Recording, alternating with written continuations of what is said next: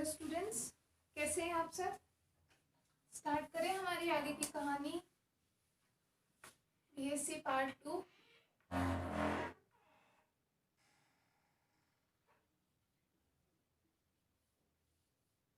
और क्या पढ़ रहे हैं? थर्मोडायनेमिक्स।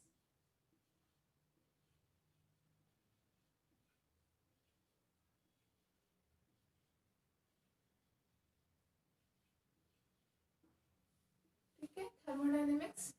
अभी हमने कल लास्ट क्लास में हमारा क्या यूनिट 2 स्टार्ट कर लिया ना, सेकेंड यूनिट स्टार्ट हो गई हमारी। फर्स्ट यूनिट में कोई प्रॉब्लम तो नहीं रही, जहाँ तक कि आप लोगों के सब डाउट्स क्लियर हो गए होंगे। ठीक है, उनसे रिलेटेड कोई प्रॉब्लम रह भी गई हो, एक बार और पढ़ लेना और देख लेना। कुछ डाउट हो तो वो आप लोग कमेंट सेक्शन में मैसेज करके बता देना। ठीक है, उसके बाद हम आते हैं हमारे सेकेंड यूनिट में। तो जैसा मैंने आपको बताया था, सेकेंड यूनिट में हम किसके बारे में पढ़ रहे हैं? सबसे पहले मैक्सवेल समीकरण जो हमने उस दिन पढ़ी थी, उन मैक्सवेल समीकरणों के अनुप्रयोग के बारे में हम पढ़ रहे हैं। मैक्सवेल समीकरणों के अनुप्रयोग, उनके अनुप्रयोग क्या क्या हैं और किस प्रकार से वो प्रयोग किए गए, उनके विषय में हम यहाँ पर पढ़ रहे हैं। ठीक है, फर्स्ट यूनिट में किसी ने अगर किसी भी वजह से कोई क्लास नहीं ले पाया हो कभी, या कंटिन्यू नहीं भी कर पाया हो, तो भी कोई बात नहीं। सेकेंड यूनिट आपकी स्टार्ट हो रही है, यहाँ से बिल्कुल ध्यान से पढ़ो, तरीके से नोट्स बनाओ अच्छे से। पीछे का भी बाद में धीरे धीरे करके कवर कर लेना। ठीक है ना, यहाँ से डेली टू डेली क्या क्या पढ़ रहे हो आप, उसको एक बार 5-10 मिनट रिवाइज कर लिया करो, तो सारी चीज़ें क्लियर हो जाएंगी। प्लस कहीं पे प्रॉब्लम आ रही है तो वो भी आप लोगों को खुद समझ में आ जाएगा, तो फिर वो पूछ लिया करो आप। ठीक है, तो शुरू करें हम। इसमें हमारा प्रयोग हम कौन सा पढ़ रहे थे? मैक्सवेल अनुप्रयोग के मैक्सवेल समीकरणों के अनुप्रयोग में हम क्या देख रहे थे? जूल थॉमसन का प्रसार देख रहे थे, है ना। जूल थॉमसन का प्रसार एक अनुप्रयोग जो था इसका, या फिर हमने इसको क्या कहा था? गैसों का शीतलन का नियम, शीतलन या फिर तापन, कुछ भी, क्योंकि कुछ गैसों का तो क्या शीतलन हो रहा था, जबकि कुछ गैसों का क्या हो रहा था? तापन भी हो रहा था। ठीक है ना, तापन मतलब कुछ का टेम्परेचर एक्सपेरिमेंट के बाद में पहले के टेम्परेचर से ज़्यादा हो रहा था, जबकि कुछ का टेम्परेचर कम हो रहा था। ठीक है, ये जिनका ज़्यादा हो रहा था ऐसे बस 1 से 2 है, हाइड्रोजन हीलियम वगैरह है, इसलिए 1 से 2 अपवाद भी आप इनको कह सकते हो जिनमें ऐसा होता है। बाकी जो मोस्टली गैसेस हैं उनमें क्या था? शीतलन का प्रभाव भी दिखाई दे रहा था। इसीलिए हम इस प्रयोग को जूल का शीतलन का प्रभाव या फिर गैसों का शीतलन का प्रभाव भी कहते हैं। उसके अलावा हम इसे जूल केल्विन का प्रसार या फिर जूल और थॉमसन का प्रसार भी कहते हैं।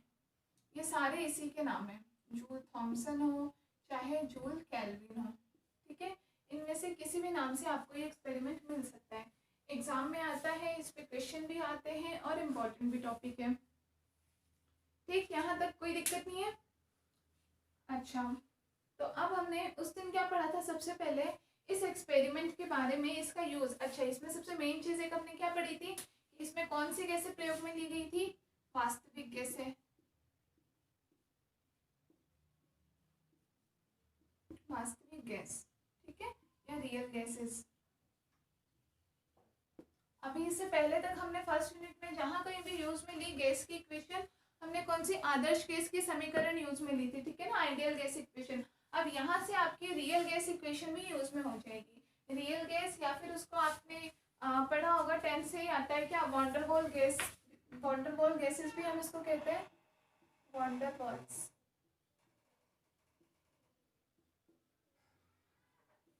वॉन्डरवॉल्स गैसें। ठीक है, या फिर वास्तविक गैसें कहते हैं, या रियल गैस, कुछ भी कह लो। वॉन्डरवॉल गैस के समीकरण या फिर वास्तविक गैसों के समीकरण, उस नाम से हम जानते हैं इसको, है ना। तो ये क्योंकि ये जो वॉन्डरवॉल्स का एक साइंटिस्ट का नाम है, इन्होंने ही ये वास्तविक गैस का कॉन्सेप्ट दिया था, इसीलिए इनके नाम पर ही वास्तविक गैसों को वॉन्डरवॉल्स गैसें भी कहा जाता है। ये बात तो इस जो ये मैं क्यों बता रही हूँ, क्योंकि ये जो हम एक्सपेरिमेंट यहाँ पर हम पूरा पढ़ रहे हैं, इसमें एक बहुत ही मेन चीज़ क्या है कि ये एक्सपेरिमेंट कौन सी गैसों पर प्रयोग किया गया? वास्तविक गैसों पर प्रयोग करके देखा गया, और ये पाया गया कि इस प्रयोग में हमें जो परिणाम मिले कि ऐसा वास्तव में होता है, इसीलिए वास्तविक गैसों पर करके देखा गया है। भाई आदर्श गैसें तो क्या होती है? आदर्श गैसें हम पढ़ते हैं कि भाई आदर्श गैस, उनका नाम ही है आदर्श, मतलब उनमें सारी चीज़ें कैसे बिल्कुल आइडियल कंडीशन की होती है, लेकिन एक्चुअल में हम जानते हैं कि कोई भी चीज़ आदर्श होती नहीं है, उसमें कहीं ना कहीं कुछ ना कुछ कमी ज़रूर होती है। इसीलिए जूल थॉमसन ने क्या है, इस प्रयोग के लिए वास्तविक गैसों को चुना, उन्होंने कहा कि नहीं, हम इस एक्सपेरिमेंट को रियल गैसेस पे करके देखते हैं कि क्या वाकई में हम जो इफेक्ट बता रहे हैं कि हम जब प्रेशर में कुछ चेंज करते हैं उसकी वजह से टेम्परेचर में चेंज हो रहा है या नहीं, मतलब ताप की वजह से दाब में परिवर्तन हो रहा है या नहीं, कि ये सही सही बात है या फिर नहीं है। तो ये इन्होंने किस पे करके देखा, वास्तविक गैसों पे। कल हमने क्लास में क्या देखा था, ये जो प्रयोग है इसको हम सरंध्र डार्ट प्रयोग भी कहते हैं, सरंध्र डार्ट। ठीक है, सरंध्र डार्ट क्या था, एक डार्ट हमने इसमें यूज में ली थी, है ना। उस दिन हमने क्या इसका पूरा एक्सपेरिमेंटल सेटअप देखा था, मैंने आप लोगों को डायग्राम भी बनवाया था, आप लोगों ने बनाया भी होगा डायग्राम, ठीक है ना। उसमें हमने क्या देखा था कि सबसे पहले हमें कोई भी गैस थी जिसको हम किस पे, उच्च दाब क्षेत्र पर, उच्च दाब क्षेत्र पर स्थित थी वो गैस। उच्च दाब क्षेत्र कैसे था कि उसमें क्या लगी हुई थी, एक पिस्टन लगी हुई थी, उस पिस्टन पर हम बहुत दाब लगा करके और उस गैस को हम आगे की तरफ कैसे धकेल रहे थे। फिर उसके धकेलने के बाद में ये एक पूरा कैसा, एक पूरा रुद्धोष्म सिस्टम था, एक निकाय था, इसके अंदर एक इस प्रकार की सर्पिलाकार नली लगी हुई थी, इस नली में से होकर के ये गैस गुजर रही थी। और यहाँ से आगे जाने के बाद कहाँ लगी हुई थी, कहाँ गुजरी है, यहाँ से जब ये गई उसके बाद में एक अलग सिस्टम रखा जिसके अंदर एक हमने दो प्लेटें रखी, दो पतली छोटे छोटे छेद वाली प्लेटें थी जिनके बीच में हमने इस सरंध्र डार्ट को रखा था। इसके अंदर क्या होते हैं, बहुत सारे छेद होते हैं, इसीलिए गैस इसमें से आसानी से गुजर जाती है। और इसको पूर्ण रूप से ऊष्मारोधी बनाने के लिए हमने ऊपर और नीचे एक क्या लकड़ी का ब्लॉक रख दिया था, रखा था। दूसरी चीज हम क्या नापना चाह रहे थे कि गैस के ताप में परिवर्तन होगा या नहीं, तो इसीलिए हमने सरंध्र डार्ट में गुजरने से पहले भी एक थर्मामीटर रख दिया था जिसका टेम्परेचर T1 पे माना था, और बाद में भी एक थर्मामीटर जिसका टेम्परेचर हमने माना था T2। ठीक है, कि पहले और बाद में गैस के ताप में क्या परिवर्तन आया वो चेक किया।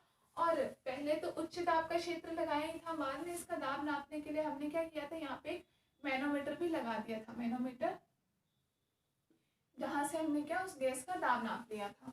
तो हमें ये पता चला कि सरंध्र डार्ट में से गुजरने के पश्चात गैस का क्या दाब जो था वो किसमें, निम्न दाब के क्षेत्र में आ गया था। ये पूरा इसका एक्सपेरिमेंटल सेटअप था। ये जो पूरा निकाय था कैसा था, ये रुद्धोष्म था, मतलब कि इसमें से हम ना तो कोई ऊष्मा ले रहे थे और ना ही बाद में हम इसको कोई अलग से ऊष्मा दे रहे थे। हमने कहीं भी यहाँ पे ये नहीं दिखाया कि इसमें हम हीटिंग दे रहे हैं या हम इसके टेम्परेचर में वृद्धि कर रहे हैं, ऐसा हमने कुछ भी बताया अभी तक नहीं। ये कैसा था, ऊपर से हमने इसको क्या ठंडे पानी में और रख दिया था, ये पूरा पानी में रखा हुआ था ये पूरा सेटअप, और कैसा था, रुद्धोष्म था, मतलब कि इसकी ऊष्मा में हम कोई परिवर्तन नहीं कर रहे थे। इतना तो हमने पढ़ लिया था, ठीक है, यहाँ तक का कंप्लीट। उसके बाद में हमने क्या देखा कि यहाँ से हमें 4-5 जो मेन रिजल्ट दिए जूल थॉमसन ने, कि रिजल्ट उन्होंने क्या दिए कि इसका मतलब जितनी भी वास्तविक गैसें होती है इस प्रोसेस में ताप परिवर्तन को बताती ही दर्शाती है, ये हमने देखा। दूसरा ये भी देखा कि जब सरंध्र डार्ट में से गैस गुजरती है तो उसके ताप में कितना परिवर्तन है, वो किसके समानुपाती होता है, उसके दाब में परिवर्तन के समानुपाती होता है। ऐसे ही हमने कि हाइड्रोजन हीलियम गैसें थी, उनके अतिरिक्त जितनी भी गैसें होती है वो कौन से प्रभाव को, शीतलन के प्रभाव को दर्शाती है, जबकि हाइड्रोजन और हीलियम क्या तापन के प्रभाव को दर्शाती है।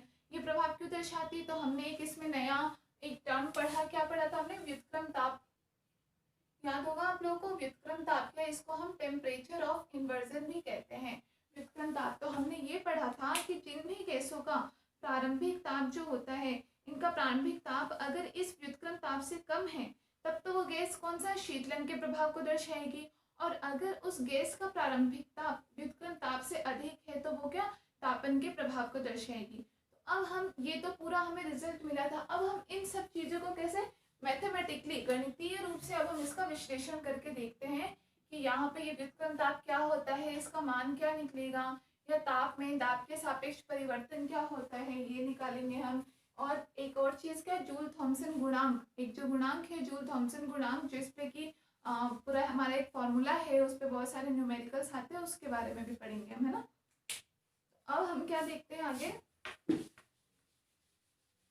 लास्ट से जहाँ आप लोगों ने डायग्राम बनाया था थ्योरी, उसमें मैंने आपको ऐसी कोई लिखवाई नहीं थी, मैंने आपको 5 रिजल्ट, इसके 4-5 रिजल्ट मैंने बता दिए थे, और थ्योरी इसमें कुछ लिखने जैसा था नहीं, आप खुद भी जैसा कि देख रहे हो कि हमें इसमें बस ये लिखना है कि ठीक है इसमें एक नली है वो किसको दर्शा रही है, चाहे प्रक्रम पूरा कैसा रुद्धोष्म है, या दाब में परिवर्तन, ताप में परिवर्तन, मैनोमीटर लगाया, थर्मामीटर लगाया, यही सब चीज़ें है ना,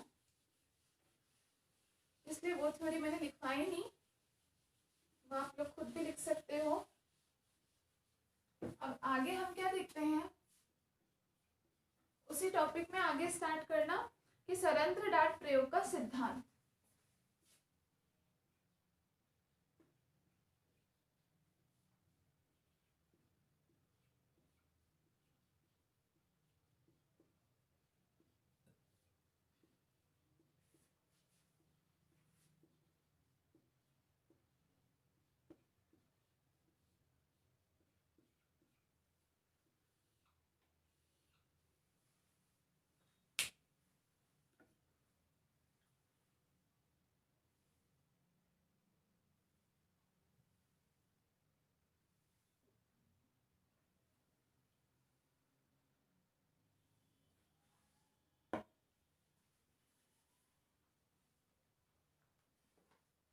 सरंध्र डाट प्रयोग का सिद्धांत। अब हम पूरा गणितीय रूप से इसका विश्लेषण करके देखते हैं कि क्या हमने इस एक्सपेरिमेंट के बारे में जो चीजें पढ़ी, जो बातें पढ़ी, वो सही है या फिर नहीं। ठीक, तो सबसे पहले हम क्या करते हैं, शॉर्ट में जो हमने पूरा एक्सपेरिमेंटल सेटअप बनाया था उसको हम शॉर्ट में देखते हैं कि उसमें क्या क्या हमने उस सेटअप में क्या क्या चीजें यूज में ली थी और किस प्रकार से किया। तो देखो, हमने वहां कुछ ये बताया,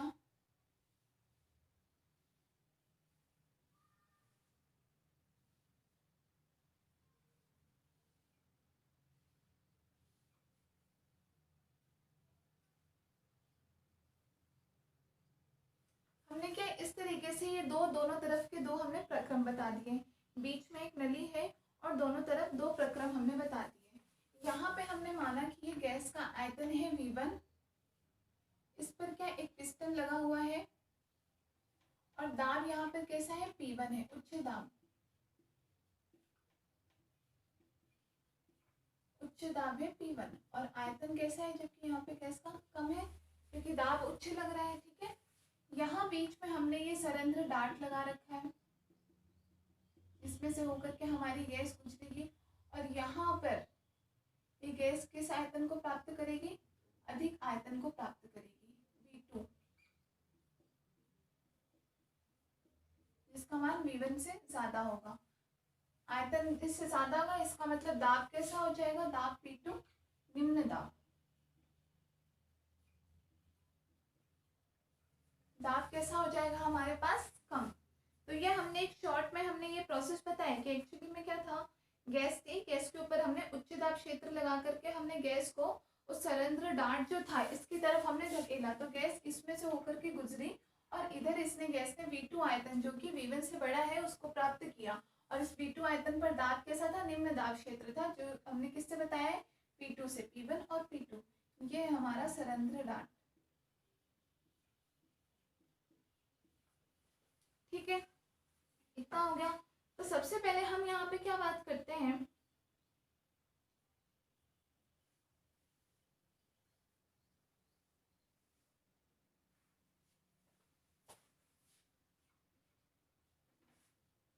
माना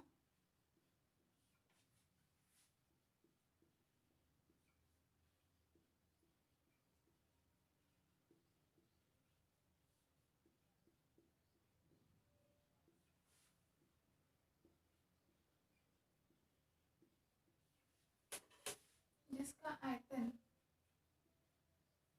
कितना है, V1, एक वास्तविक गैस जिसका आयतन हमने कितना मान लिया, V1 मान लिया, और कहाँ स्थित है ये, उच्च दाब क्षेत्र की तरफ। ठीक है, ये उच्च दाब क्षेत्र पर,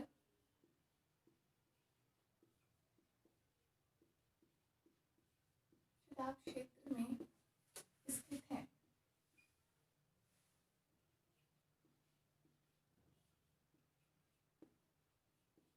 माना एक वास्तविक गैस जिसका आयतन है V1 और उच्च दाब क्षेत्र में ये गैस स्थित है।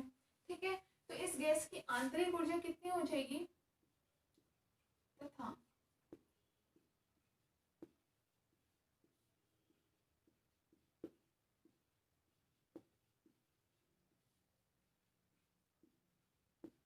हमने माना इसकी आंतरिक ऊर्जा कितनी है, U1 है।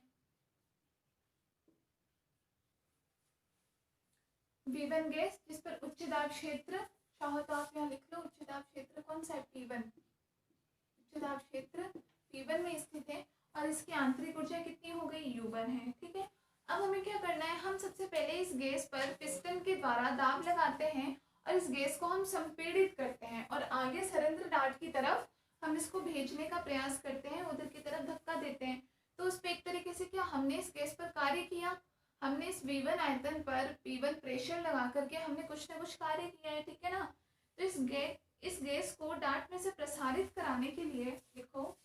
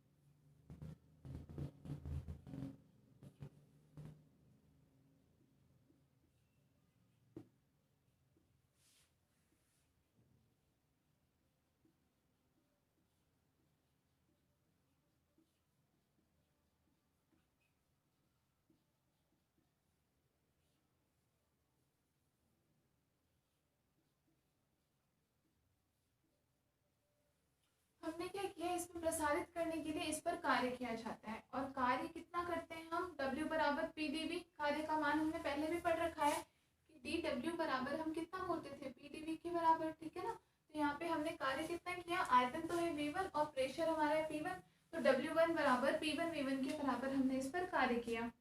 ठीक, ये हो गया। अब इसी तरीके से इस गैस का क्या हुआ, जैसे ही ये गैस निम्न दाब क्षेत्र की तरफ गई तो इस गैस का प्रसार हुआ, तो इस पर लिखो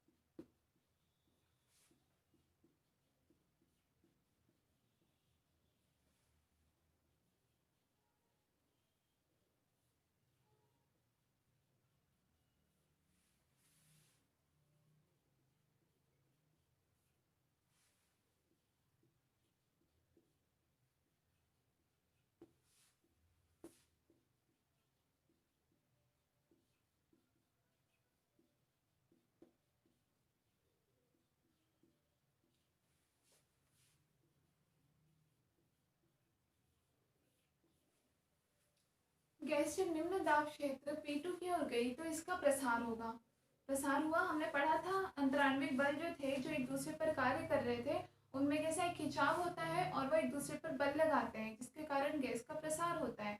और इस पूरे प्रक्रम के दौरान उन कणों की जो आंतरिक ऊर्जा होती है वो यूज में आ जाती है। ठीक है ना, इस वजह से इनका आयतन क्या हो जाता है, वो तो बढ़ जाता है और इनके द्वारा किया गया कार्य तब कितना हो जाएगा, W2 बराबर P2 V2 के बराबर हो जाएगा। ठीक है ना, तो हमने क्या लिखा कि जब गैस निम्न दाब क्षेत्र P2 की ओर गई तब इसका प्रसार हुआ, जहां यह आयतन P2 को प्राप्त करेगी, जिसका मान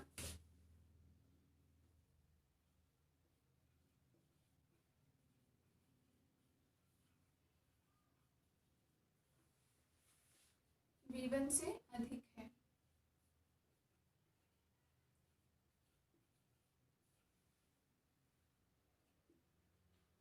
और हम यहाँ देख भी सकते हैं कि V2 कैसे है, ग्रेटर देन है V1, लिख लो इतना।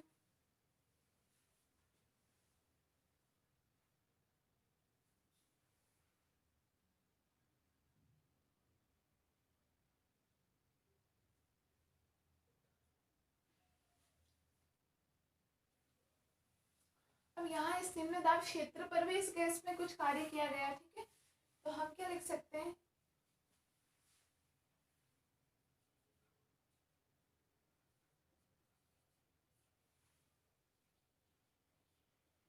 P2 दाब पर भी गैस पर कार्य किया जाता है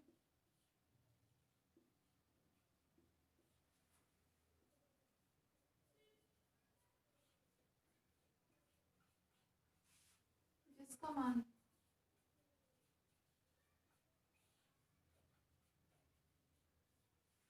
W2 बराबर कितना हो जाएगा, W2 बराबर P2V2। तो प्रारंभ में जब हमने गैस का प्रसार किया गया तब तो उस पर कितना कार्य किया गया, P1 V1 के बराबर। और जब गैस प्रसारित होने के बाद में निम्न ताप क्षेत्र की तरफ पहुंची, वहां उसने P2 आयतन को ग्रहण किया और वहां पर उस पर किया गया कार्य W2 बराबर कितना हो गया, P2V2 के बराबर।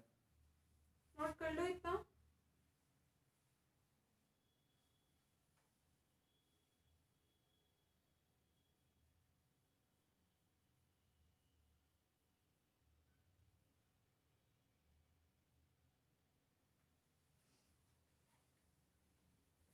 अब स्टार्टिंग में हमने गैस का आंतरिक ऊर्जा कितनी ली थी, U1 ली थी।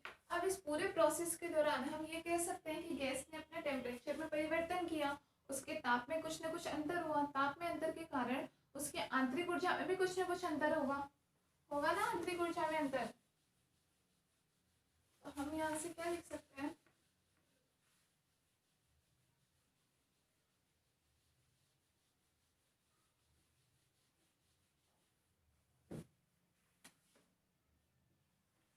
आप लोग नीचे का नोट करते रहो।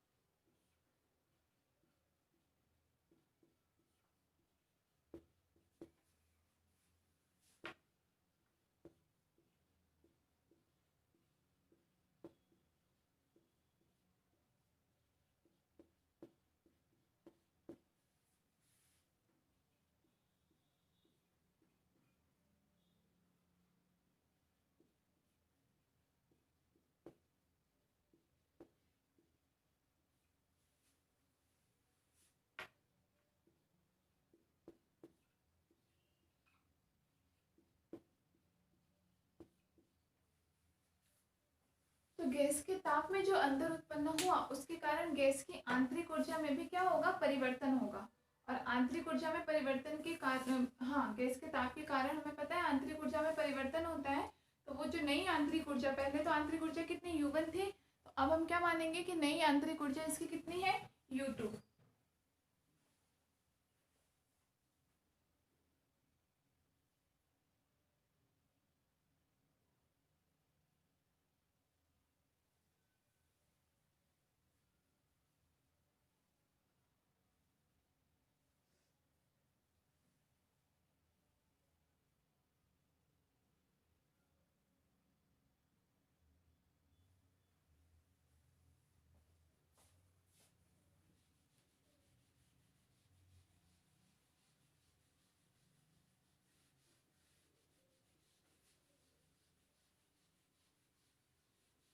देखो, जब कोई एक्सपेरिमेंट, मतलब हम जब करते हैं कोई एक्सपेरिमेंट, तो सिर्फ उसको बोलना नहीं कि हाँ हमने ऐसा ऐसा करके देखा और हमें ये रिजल्ट मिला, उसे मैथमेटिकली भी प्रूफ करना पड़ता है। आप एक एक चीज़ बताओ कि आप कह रहे हो कि उसकी आंतरिक ऊर्जा में परिवर्तन हो रहा है, तो कितना परिवर्तन हो रहा है, कैसे परिवर्तन हो रहा है, आप सारी चीज़ें मैथमेटिकली प्रूफ करके बताओ कि हाँ ऐसा होता है, तब जाकर के माना जाता है कि हाँ आप जो रिजल्ट कह रहे हो वो रिजल्ट आ भी रहा है।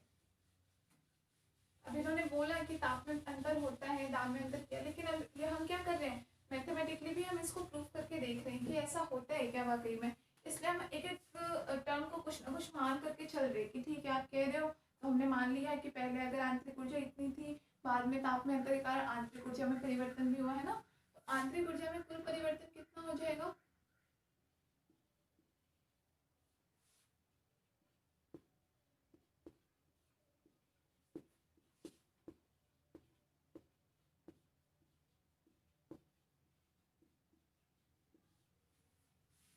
माइनस U1 ये बराबर किसके होगा? तो गैस पर किया गया कार्य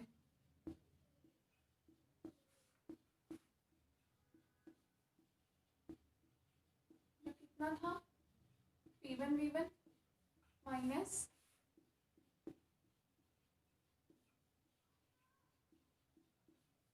गैस द्वारा किया गया कार्य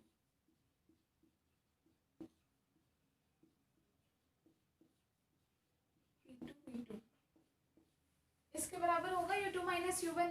हमें पता है आंतरिक ऊर्जा में परिवर्तन किसके किए गए कार्य में कितना परिवर्तन हुआ उसकी वजह से ही तो ताप में अंतर आया है। तो यहाँ हमने क्या बोला कि देखो इन दोनों लाइनों में फर्क क्या है, एक तो गैस पर किया गया कार्य है और एक गैस के द्वारा किया गया कार्य है। ठीक है, शुरू में हमने क्या किया था, हमने खुद ने गैस का आयतन कुछ भी V1 था, हमने पिस्टन से उस पर दाब लगाया और उस गैस को हमने आगे की तरफ धकेला, तो हमने गैस पर कार्य किया। ठीक है, इसलिए वो क्या हो गया, गैस पर किया गया कार्य जो हमारे पास P1V1 आया था माइनस आगे जाके क्या हुआ, गैस को हमने फ्री छोड़ दिया। संयंत्र डार्ट में से गुजरने के बाद में वो गैस खुद आगे की तरफ गई, उसने पूरे V2 आयतन को ग्रहण किया और दाब उसका अपने आप कैसा, निम्न दाब क्षेत्र आयतन बढ़ने की वजह से उसका दाब कम हुआ। तो वहां गैस पर किसी ने कार्य नहीं किया, गैस ने खुद उस निकाय पर कार्य किया, इसलिए यहाँ क्या हो गया, गैस द्वारा किया गया कार्य P2V2 के बराबर। ऐसे भी आपको ध्यान होगा जब फर्स्ट यूनिट की जब हम क्लास चल रही थी हमारी, शुरुआत में जब मैंने कार्य के बारे में बताया था तो मैंने बताया था किया गया कार्य कैसा धनात्मक भी होता है और ऋणात्मक भी होता है। ठीक है, किन परिस्थितियों में होता है, तो उसमें हमने बात की थी कि जब किसी निकाय पर कार्य किया जाता है तो वो किया गया कार्य कैसा होता है, पॉजिटिव बताया था हमने, वो किया गया कार्य कैसा पॉजिटिव होता है। तथा जब निकाय के द्वारा खुद कैसे अपने परिवेश अपने सराउंडिंग पर कार्य किया जाता है तो वो कैसा कार्य होता है, नेगेटिव। तो ये जो नेगेटिव आया है ये इसकी वजह से, क्योंकि ये गैस द्वारा किया गया कार्य जो नेगेटिव ही होता है। हमने माइनस किया नहीं है कि हम तो क्या कर रहे हैं, हम तो कुल दोनों कार्यों को जोड़ना चाह रहे हैं। ठीक है ना, लेकिन अपने आप ही क्योंकि ये गैस पर किया गया कार्य होता है कि जब परिवेश के द्वारा सराउंडिंग के द्वारा, मैंने बताया था जब किसी सिस्टम पर कार्य होता है, किसी परिवेश के द्वारा जब निकाय पर कार्य किया जाता है वो कैसा आता है, धनात्मक। तो ये देखो P1V1 का मान धनात्मक है। और दूसरा हमने क्या किया था कि जब गैस के द्वारा या किसी निकाय के द्वारा जब अपने परिवेश पर कार्य किया जाता है, उसके द्वारा जब परिवेश पर कार्य किया तो वो कैसा होता है, ऋणात्मक, नेगेटिव, इसलिए P2V2 का मान नेगेटिव है। तो देखो चीजें हम कहीं कोई बात बोलते हैं तो वो कहीं ना कहीं जाकर के प्रूफ होती है ना, इसलिए तो ये फिजिक्स में ये चीज अच्छी होती है कि आपको कोई बात अगर एक तरीके से समझ में नहीं आ रही है तो कोई बात नहीं, आपको कहीं आगे वो बात हो सकता है किसी और तरीके से समझ में आ जाएगी। तो यहाँ आप देख रहे हो फिर से कि P1V1 ऐसा नहीं है, मतलब जो हमने एक बार जो नियम बोला वो हर जगह पर लागू हो रहा है वो नियम, कि यहाँ भी हम यही बात कह रहे हैं कि गैस पर जो कार्य किया गया है वो कैसा है, पॉजिटिव P1V1, और गैस के द्वारा जो कार्य किया गया है खुद से वो कार्य कैसा है, नेगेटिव। तो यहाँ से हम क्या लिख सकते हैं, U2 माइनस U1 बराबर P1V1 माइनस P2V2। ठीक, या इसको हम ऐसे भी लिख सकते हैं कि U2 प्लस P2V2 बराबर U1 प्लस P1V1 के बराबर हम लिख सकते हैं।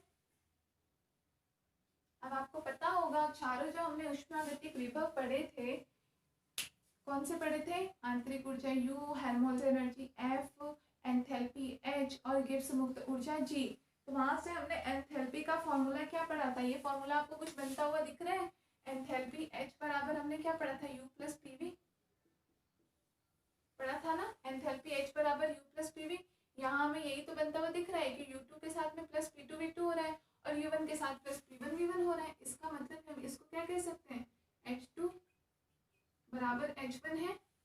इसका मतलब ये कि इस प्रक्रम से पहले, संयंत्र डार्ट में से गुजरने से पहले और गुजरने के बाद में दोनों की एंथैल्पी कैसी बराबर है, मतलब हम इन दोनों को कैसा कह सकते हैं कि ये कोई नियत मान है, इनका जो भी मान हो और कैसा रहा, नियत रहा, मतलब पूरे प्रक्रम के दौरान गैस की एंथैल्पी कैसी रही, समान रही, कांस्टेंट रही।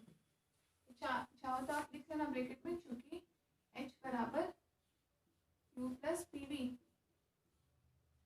अतः हम क्या कह सकते हैं कि इस पूरे प्रक्रम के दौरान एंथैल्पी कैसी नियत रहती है।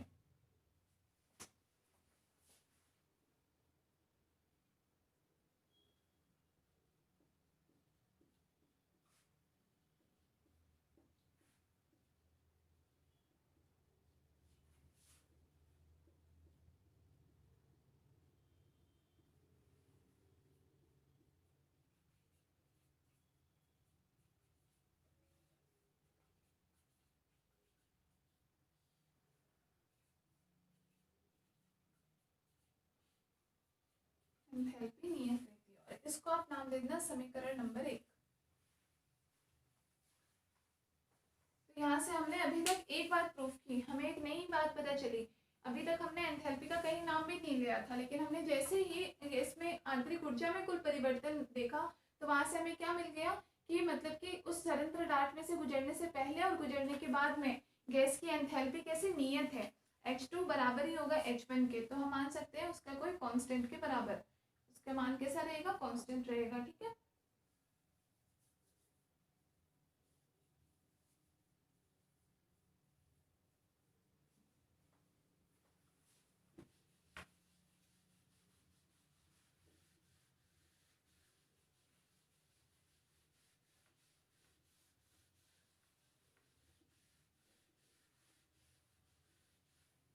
इतना।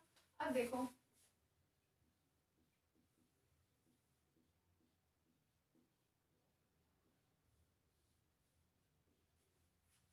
ऊष्मागतिकी के प्रथम नियम से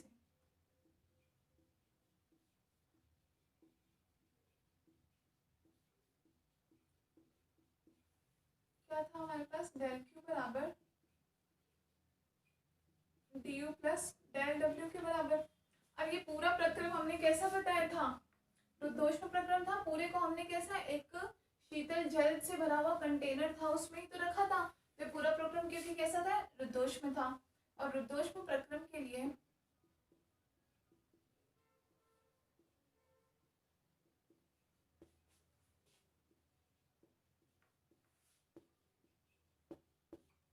डेल क्यू बराबर 0 होता है, ऊष्मा क्यू के मान में परिवर्तन 0 होता है रुद्धोष्म प्रक्रम के लिए। ये पूरा प्रक्रम रुद्धोष्म था, तो यहाँ हम कह सकते हैं कि इसके लिए डेल क्यू बराबर 0 होगा। तो हमें क्या मिलेगा, डी यू बराबर माइनस डेल्टा डब्ल्यू के बराबर मिल जाएगा। मतलब डी यू बराबर कितना हो गया आपके पास, P2 माइनस P1 के बराबर। समीकरण नंबर 2। डी यू बराबर कितना मिल गया हमें, P2 माइनस P1 के बराबर। डी यू आंतरिक ऊर्जा यू के मान में परिवर्तन, इसको आप चाहो तो U2 माइनस U1 भी लिख सकते हो।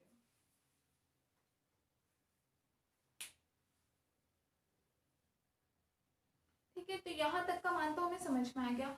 अब हम आगे क्या देखना चाहते हैं कि हमने यहाँ पे कि हमने इसका प्रेशर एंथैल्पी का मान तो हमने कैसा रख दिया, नियत, मतलब नियत रह गई एंथैल्पी। हमने क्या रखा, हमने ये देखा परिणाम हमारे पास ये आया कि पूरे प्रक्रम के दौरान गैस की एंथैल्पी तो नियत है। ठीक है, हम क्या कर रहे हैं, हमने इसके दाब को कम किया। पहले हमने बहुत उच्च दाब लगाया था और बाद में उसका दाब कैसा कम हो गया। तो इस दाब में कम करने की वजह से गैस के ताप में, उसके टेम्परेचर में क्या चेंज आया। ठीक है ना, अब हमें चेक करना है कि जब हमने एंथैल्पी नियत रख के दाब को कम किया तो गैस के ताप में क्या परिवर्तन आया। तो वो परिवर्तन चेक देखने के लिए हम क्या करेंगे, क्योंकि इस पूरे प्रोसेस से जो मेन जो हमारे पास निकल करके आएगा रिजल्ट, वो रिजल्ट हमारा यही होगा कि ताप में परिवर्तन करने की वजह से दाब में क्या, दाब में परिवर्तन की वजह से ताप में क्या परिवर्तन आया।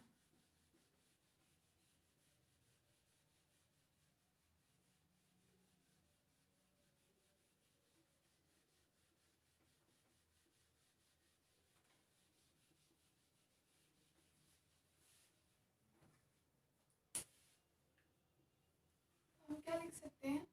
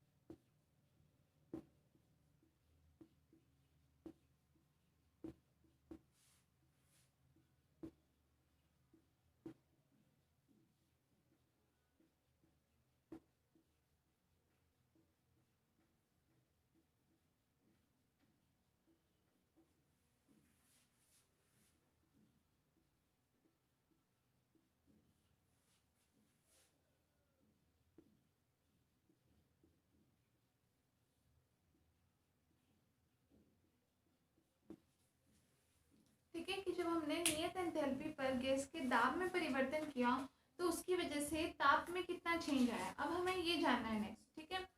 तो उसके लिए हम सबसे पहले हमने अभी समीकरण 1 में हमने क्या देखा था, समीकरण 1 से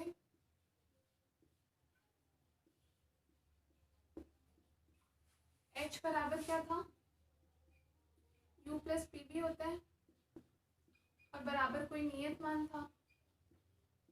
समीकरण 1 से H2 बराबर H1 था, पूरे प्रोसेस के दौरान एंथैल्पी नियत है। यदि हम इस समीकरण का अवकलन करें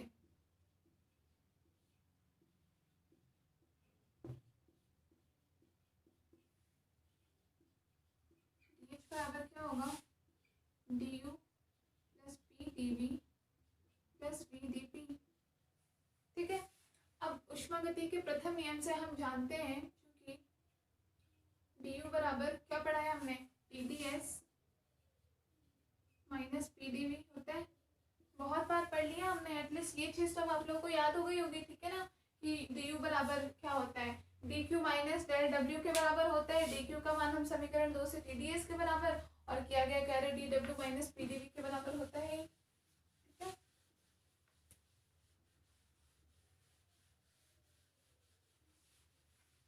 तो ये डायग्राम बना लिया ना, ये भी बना लेना। ये शॉर्ट में आप उतना बड़ा नहीं बनाना चाहो तो आप ये छोटा भी बना सकते हो, ये भी आपका सही माना जाएगा, है ना। तो हम ये डी का मान यहाँ रखें तो डी हमें क्या मिल जाएगा,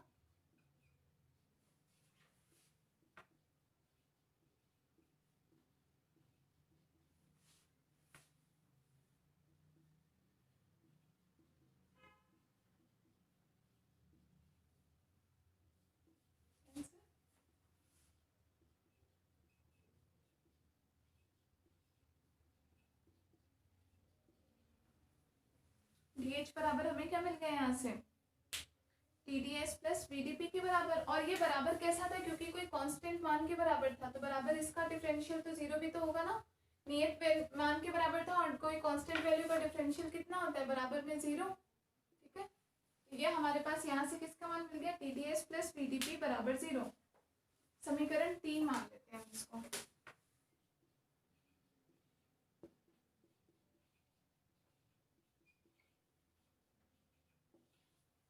समीकरण नंबर 3 हमने नाम दे दिया, ठीक है। अब देखो, अब हमें क्या बताना है, अगर हम एंट्रोपी की बात करें तो एंट्रोपी का मतलब मैंने आपको क्या बताया था, एंट्रोपी क्या होती है, अव्यवस्था, ठीक है ना। किसी सिस्टम में अव्यवस्था, किसी गैस में अव्यवस्था, कुछ भी अव्यवस्था मतलब हम उसको एक तरह से कुछ डिस्टर्ब करना।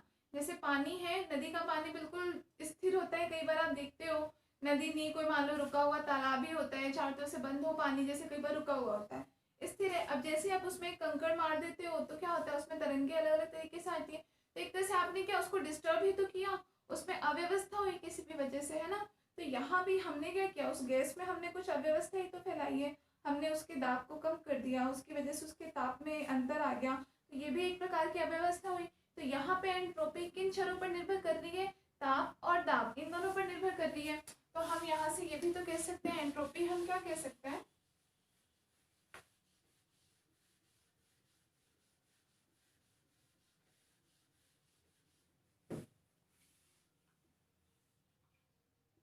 यदि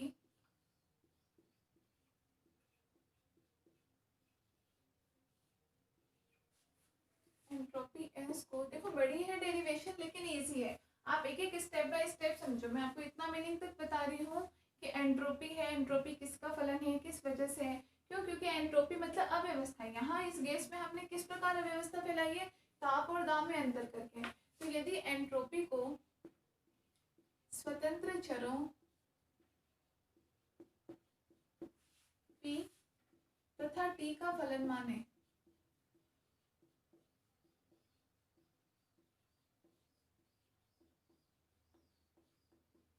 तब हम क्या लिख सकते हैं, एंट्रोपी S बराबर एस टी और पी का हो जाएगा, टी और पी के फलन के रूप में लिख सकते हैं हम एंट्रोपी को, एस बराबर एस टी और पी। इसका अगर मैं अवकलन करूं, इस इक्वेशन का हम अवकलन कर दें तो अवकलन करने पर हमें क्या मिलेगा, डी एस बराबर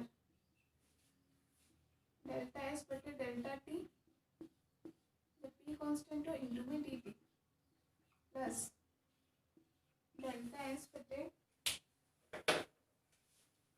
डेल्टा पी जब टी कांस्टेंट हो इंटू में डी टी। इस तरीके से डिफरेंशियल करना तो आता होगा आप लोगों को, है ना, आंशिक अवकलज जब हम करते हैं तो।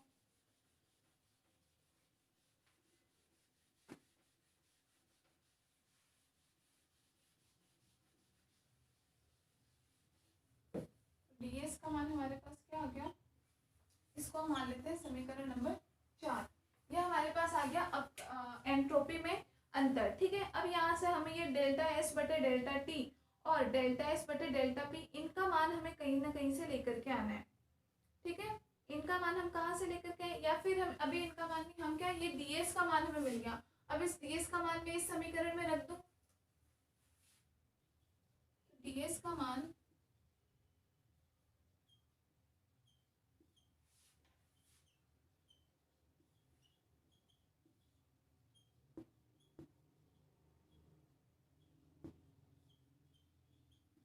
समीकरण 3 में रखने पर क्या हो जाएगा, t इंटू में ds पूरा, देखो डेल्टा एस बटे delta T into D T plus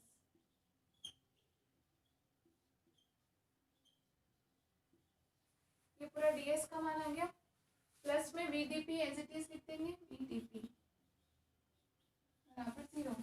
इसको खोल दो तो क्या मिल जाएगा, टी डेल्टा एस बटे डेल्टा टी है पी कांस्टेंट पे D T plus T delta S delta P T constant पे और प्लस में बी, इन दोनों में से हमने क्या डी पी कांस्टेंट ले लिया, डी पी हमने क्या कॉमन ले लिया, टी को हमने अंदर दोनों पे मल्टीप्लाई कर दिया तो टी ये टर्म बन गई और टी इसके साथ मल्टीप्लाई होकर क्या आ गया।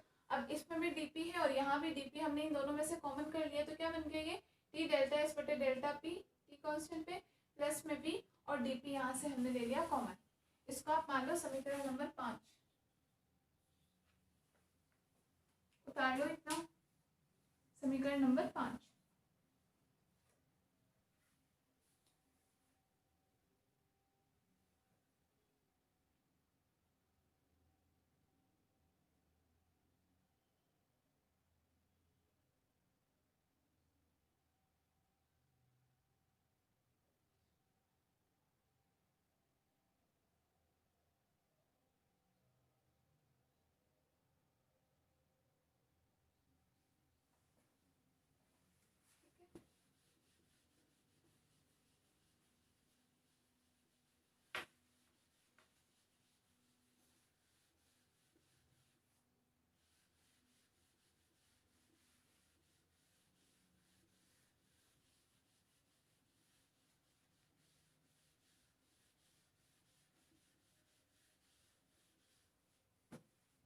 अब हमें देखो क्या करना है, हमें यहाँ से इसका मान भी चाहिए, इसका मान भी चाहिए। हम कैसे निकालते हैं, सबसे पहले हम बात करते हैं, अगर हम स्थिर दाब पर ऊष्माधारिता की बात करें, ऊष्माधारिता मैंने आपको बताया था Cp और Cv दो होती है, स्थिर आयतन पर तो Cv और स्थिर दाब पर Cp होती है। ठीक है, तो हम ऊष्माधारिता या गैस की विशिष्ट ऊष्मा भी बोलते हैं, तो हम क्या लिख सकते हैं, यदि स्थिर दाब पर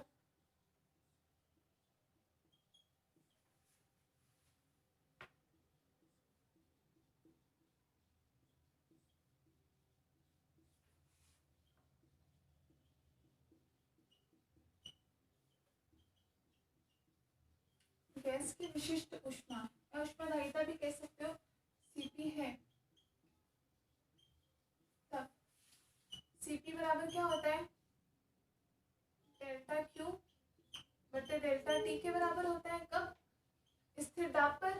ठीक है, डेल्टा क्यू का मान समीकरण 2 से हम डेल्टा क्यू बराबर क्या बोलते हैं, टीडीएस के बराबर होता है। एंट्रोपी के फॉर्मूले से डी क्यू बराबर टीडीएस या ऊष्मागति के सेकंड नियम से, तो यहाँ हम डी क्यू का मान रख देते हैं, तो हमें क्या मिल जाएगा, टी डी एस बटे डी टी या फिर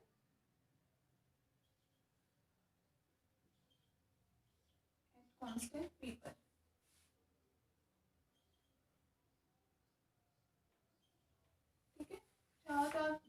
नहीं हो तो साइड में लिख लो, चूंकि डेल्टा क्यू बराबर क्या होता है TDS। तो हमने डेल्टा क्यू का मान डाल दिया तो हमें एक इक्वेशन तो मिल गई है। ठीक है, दूसरी चीज हम क्या देखते हैं, हमने जब मैक्सवेल की चारों समीकरण पढ़ी तो मैक्सवेल की फोर्थ इक्वेशन क्या थी, मैक्सवेल की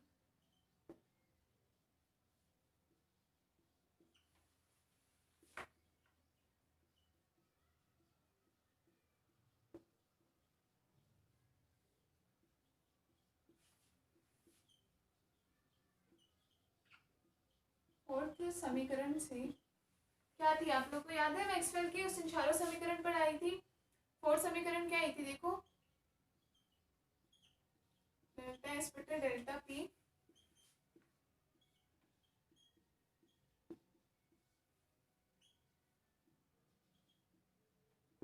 ये आई थी इक्वेशन नंबर 4, डेल्टा एस बटे डेल्टा पी कांस्टेंट टी पर बराबर किसके, माइनस डेल्टा बी बटे डेल्टा टी के बराबर। ठीक है, तो अब यहाँ से हमारे पास एक मान टी डेल्टा एस बटे डेल्टा टी और डेल्टा एस बटे डेल्टा पी, ये दो मान आ गया। तो इनको हम समीकरण नंबर 5 में अगर हम ये मान रखें तो हमें क्या मिल जाएगा, यहाँ से उपयुक्त मानों को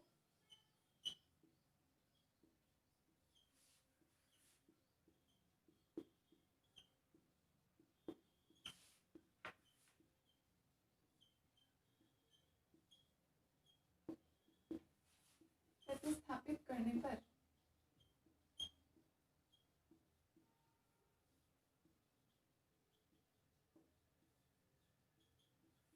अब देखो टी एज इट इज हमने लिख दिया, टी है डेल्टा एस बटे डेल्टा, अच्छा टी भी इसमें आ ही रहा है, ठीक है, टी डेल्टा एस बटे डेल्टा पी, इस पूरे का मान यहाँ से किसके बराबर आ रहा है, सीपी के बराबर। तो हमने इस इतने का मान क्या लिख दिया यहाँ से, सीपी, और dt एज इट इज लिख दिया प्लस, ठीक है ना, टी डेल्टा एस बटे delta P delta T constant P पर इस पूरे का मान हमें किसके बराबर मिल गया, सीपी के बराबर। तो हमने यहाँ मान रख दिया CP into dt as it is आ गया, plus T into delta S बटे डेल्टा पी, तो टी का मान तो हमने एज इट इज रख दिया, डेल्टा एस बटे डेल्टा पी किसके बराबर आ गया यहाँ से, माइनस डेल्टा बी बटे डेल्टा टी के बराबर। ठीक है, डेल्टा एस बटे डेल्टा पी का मान यहाँ से हमने किसके बराबर रख दिया, माइनस डेल्टा बी बटे डेल्टा टी, और प्लस का ये बी एज इट इज आ गया, इंटू में डीपी बराबर 0। इक्वेशन हमारे पास ये बन गई।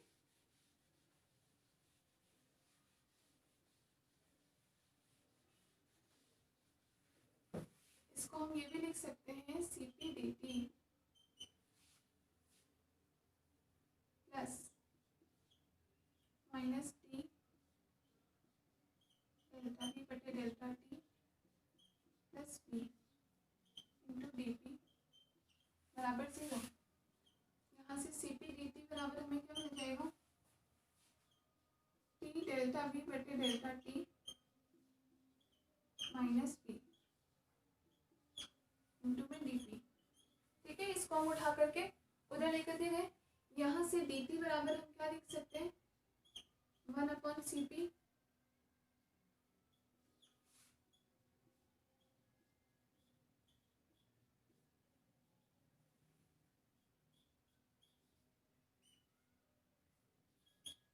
इंटू में डीपी।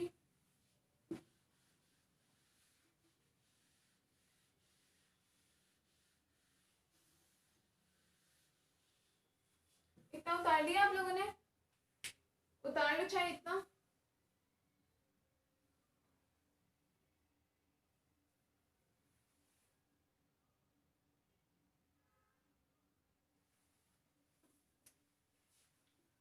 क्योंकि हमें पता है पूरे प्रक्रम के दौरान एंथैल्पी क्या नियत रही,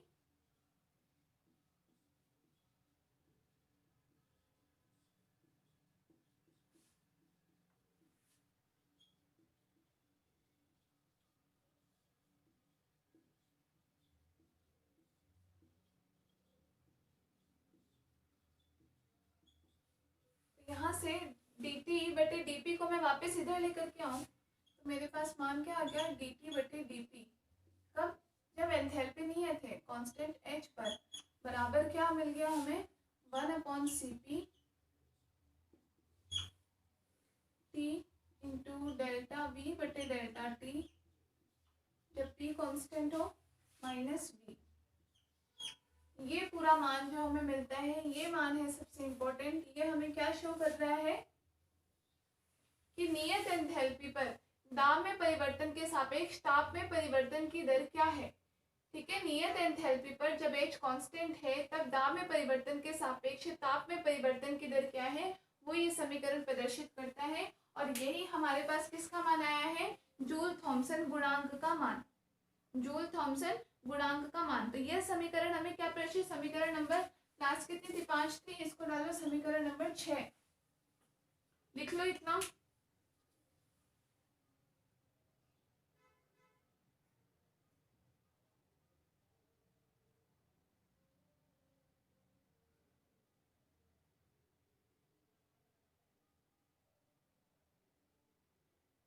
लिख लिया, तो लिखो यह समीकरण 6, यह समीकरण 6 जूल थॉमसन प्रभाव में, जूल थॉमसन प्रभाव में दाब परिवर्तन dP के कारण, दाब परिवर्तन dP के कारण उत्पन्न ताप परिवर्तन dt के संबंध को दर्शाता है। दाब परिवर्तन dP के कारण उत्पन्न ताप परिवर्तन dt के संबंध को दर्शाता है, संबंध को दर्शाता है।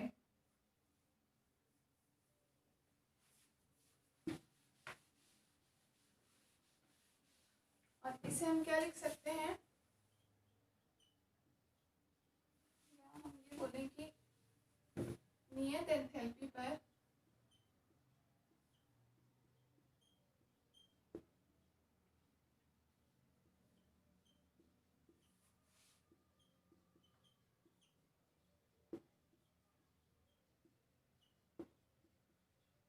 ताप के सापेक्ष ताप में परिवर्तन की दर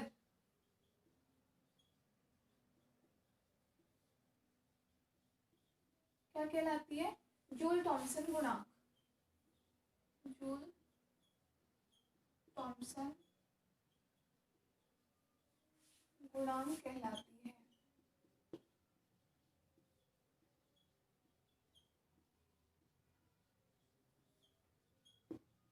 और इसे हम किससे प्रेषित करते हैं, इसे म्यू जे के, जूल केल्विन के नाम पे म्यू जे के या फिर म्यू एच से भी प्रदर्शित करते हैं।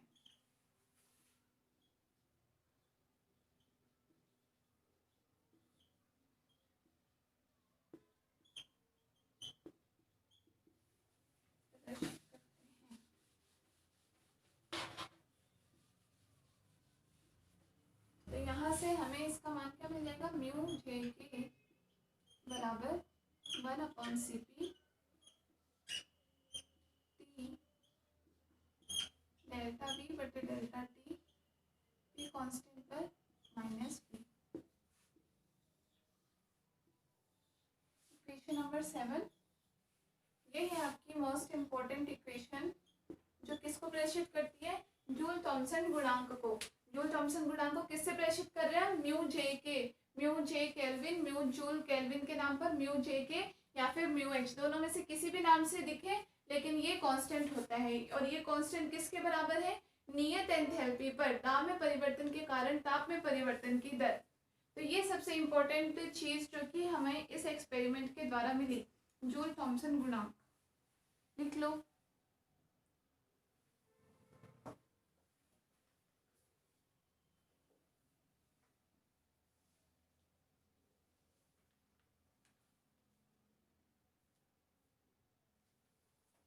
बहुत इंपॉर्टेंट है ये इक्वेशन नंबर 7, इसको वैसे भी इसका मान ध्यान रखना, इस पे न्यूमेरिकल्स भी आते हैं आपके और एग्जाम में भी आएगा। तो कई बार तो सीधे आपसे ऐसे भी पूछ सकते हैं कि जूल थॉमसन का एक्सपेरिमेंट क्या है, सरेंद्र डार्ट का प्रयोग क्या है, उसे पूरा मतलब समझाने के लिए विस्तार से समझाइए, ये भी आ जाएगा। या कई बार ये म्यू जे के गुणांक की व्युत्पत्ति कीजिए, इस प्रकार से भी आ जाएगा जूल थॉमसन गुणांक की व्युत्पत्ति। तो आपको कहाँ तक ये पूरा फॉर्मूला, अभी जो पूरी डेरिवेशन की इस फॉर्मूले तक पूरा आपको निकालना है, ठीक है। अब ये हमारे पास किसके लिए आया, जूल थॉमसन ने तो या जूल केल्विन ने तो एक्सपेरिमेंट किस पे किया था, वास्तविक गैसों पे करके देखा था। तो अब हम दोनों गैसों, एक बार रियल गैस के लिए भी हम देखते हैं और वास्तविक गैसों के लिए भी, कि हमारे पास इस गुणांक का मान क्या रहता है। ठीक है, इतना लिख लिया।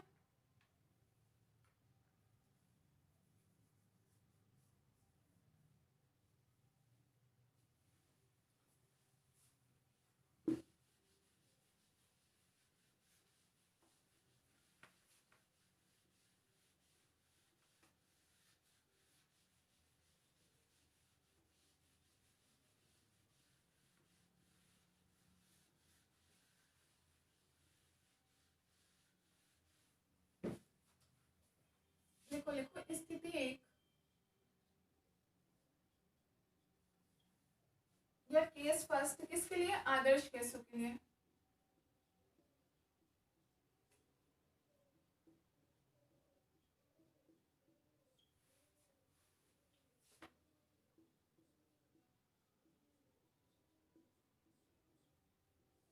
आदर्श गैसों के लिए, ठीक है। हम देखते हैं कि इसका मान क्या रहता है, या हमारे पास यहाँ से क्या परिणाम निकलता है इस फॉर्मूले से। तो देखो, आदर्श गैस के समीकरण से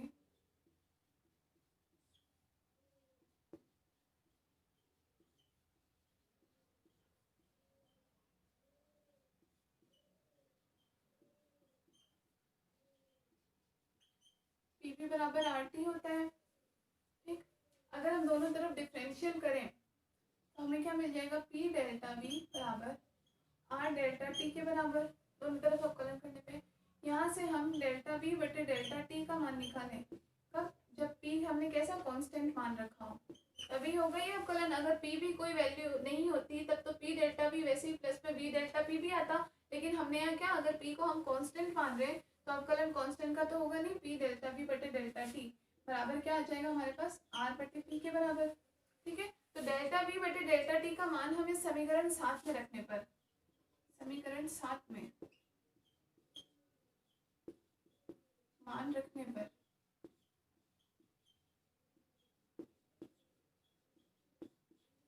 ये म्यू जे के बराबर आपको क्या मिल जाएगा, 1/cp T as it is delta V बटे डेल्टा टी का मान क्या रख देंगे हम, आर बटे पी और माइनस वी।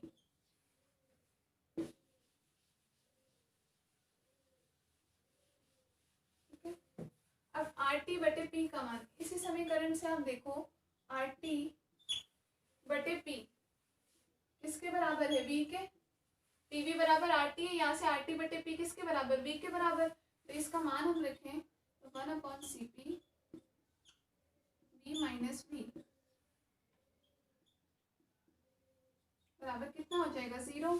म्यू जे के बराबर 0।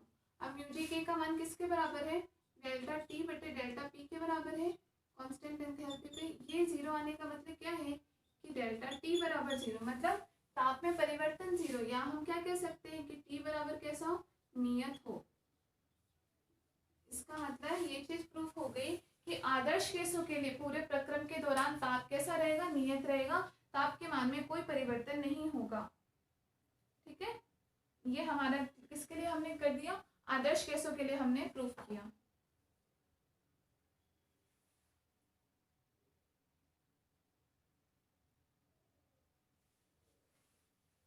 यहाँ से लिख लेना,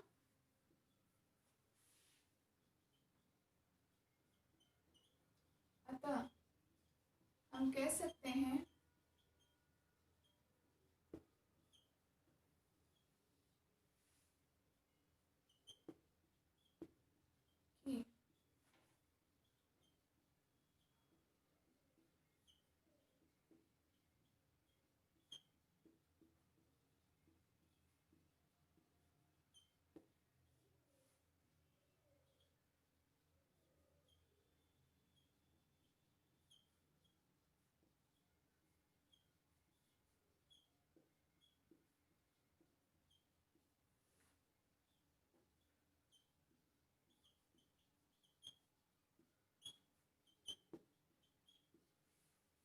कि आदर्श गैसों के लिए जूल के प्रसार प्रक्रम में ताप का मान कैसा होता है, नियत होता है।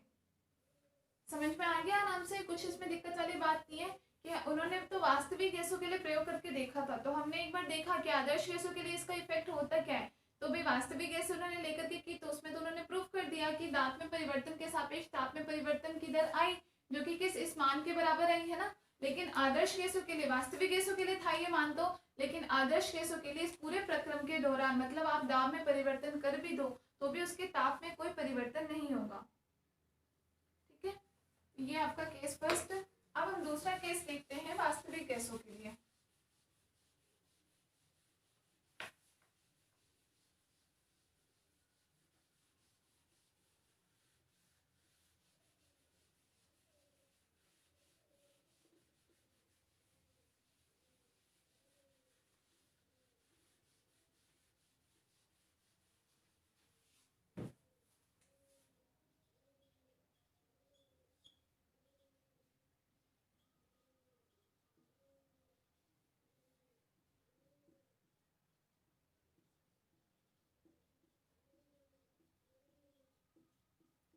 वास्तविक गैस के लिए मान क्या होता है, ठीक है।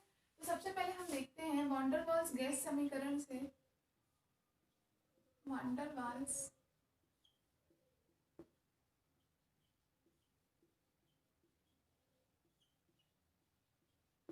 गैस समीकरण से। वॉन डेर वाल गैस समीकरण किसको, आदर्श के सॉरी वास्तविक गैसों के समीकरण को कहते हैं। वास्तविक गैस समीकरण क्या होती है, E प्लस ए बटे B square into B minus B बराबर आर टी। आदर्श गैसों के लिए समीकरण आप क्या पढ़ते हो, पीवी बराबर में आर टी या एनआरटी। और जबकि वास्तविक गैसों के लिए समीकरण क्या होती है, पी में भी कुछ चेंज होता है, पी प्लस ए बटे वी स्क्वायर, वी में भी कुछ चेंज होता है, वी माइनस बी, और बराबर आर टी के बराबर ही होता है। ठीक है, तो ये हमारी समीकरण है, इक्वेशन नंबर 1 मान लो। अब हम क्या करते हैं, इसको हम खोल देते हैं, इनको आपस में मल्टीप्लाई करते हैं, क्या आ जाएगा,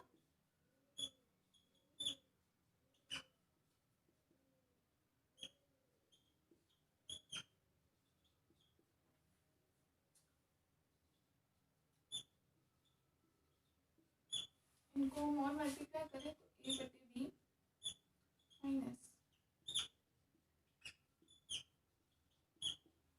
हमने क्या किया, इस पूरी इक्वेशन को खोल दिया।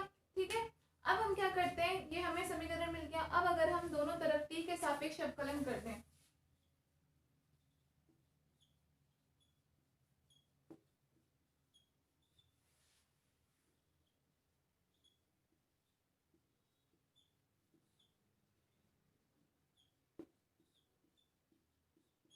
टी के सापेक्ष अवकलन करने पर तो यहाँ से क्या मिल जाएगा, पी डेल्टा बी बटे डेल्टा टी। बी का आयतन में तो ताप के सापेक्ष परिवर्तन हो रहा है, तो डेल्टा बी बटे डेल्टा पी, कब, जब पी कांस्टेंट हो। ठीक है, माइनस पी खुद कांस्टेंट हम मान ही रहे हैं, पी को नियत मान रहे हैं और बी भी नियत है, तो इसका तो कितना हो जाएगा 0, प्लस ए बटे बी, ए कांस्टेंट है, 1/v का कितना हो जाएगा, माइनस 1/v स्क्वायर, और ये ए है ही, ए बटे बी स्क्वायर, और बी का खुद का करेंगे तो कितना हो जाएगा, डेल्टा बी बटे डेल्टा टी बी पर, ये हो गया। और माइनस ए बी बटे बी स्क्वायर का कितना हो जाएगा, ए बी तो कांस्टेंट है, एज इट इज आ गया, 1/v स्क्वायर का कितना हो जाएगा, प्लस 2 अपॉन बी क्यूब, और ये हो जाएगा डेल्टा बी बटे delta T and T constant पे, और बराबर में आर टी का टी के सापेक्ष कितना हो जाएगा, टी के बराबर। ठीक है, समझ में आ गया, हमने क्या कर दिया, टी के सापेक्ष पूरी इक्वेशन का अवकलन कर दिया। ठीक है, अब हम क्या करें, यहाँ इन तीनों में कॉमन क्या आ रहा है, डेल्टा वी बटे डेल्टा टी, तो यहाँ से डेल्टा वी बटे डेल्टा टी कॉमन कर लिया, तो हमें क्या मिल गया,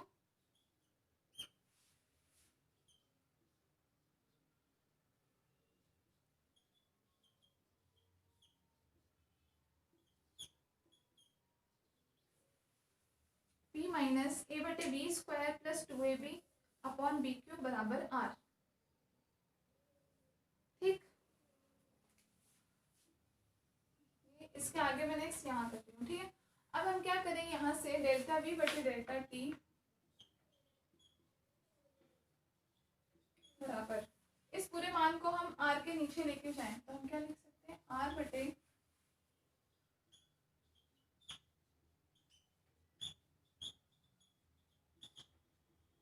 ठीक है, दोनों तरफ हम टी से गुणा करें,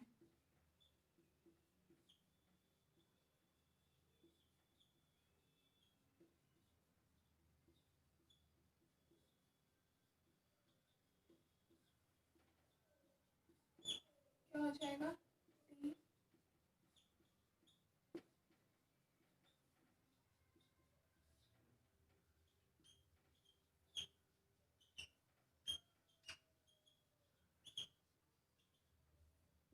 ठीक है। ये मान हमारे पास आ गया बराबर। इसको हम और सॉल्व करते हैं थोड़ा। अब देखो जैसे पूरा कोई भी टर्म है हमारे पास, ये पूरी टर्म है, इसमें अगर मैं कोई एक मान प्लस भी कर दूं और माइनस भी कर दूं तो इस समीकरण पे कोई फर्क पड़ेगा क्या? नहीं पड़ेगा। प्लस माइनस दोनों आपस में कैंसिल हो जाएंगे। मतलब मैं अगर इसको ये लिखूं p प्लस ए बटे बी स्क्वायर और माइनस ए बटे बी स्क्वायर, ये मैंने एक्स्ट्रा अपनी तरफ से जोड़ दिया इसमें। इसके अलावा माइनस में ए बटे बी स्क्वायर प्लस 2ab बटे बी क्यूब, ये तो है जो है समीकरण। मैंने क्या किया, प्लस का ए बटे बी स्क्वायर माइनस का ए बटे बी स्क्वायर इसमें जोड़ दिया। इससे समीकरण पे कोई फर्क पड़ेगा क्या? नहीं पड़ेगा। ये दोनों आपस में कैंसिल हो जाएंगे तो ये समीकरण मुझे वापस पे पहले जैसे मिल जाएगी।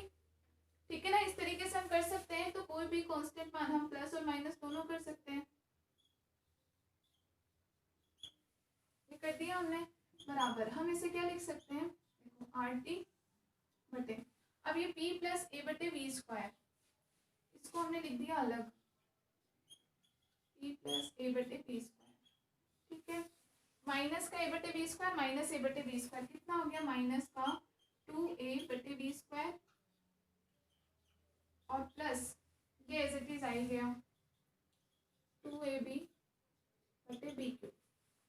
किसके बराबर चल रही है, t डेल्टा बी बटे डेल्टा टी के बराबर। लिख लिया इतना।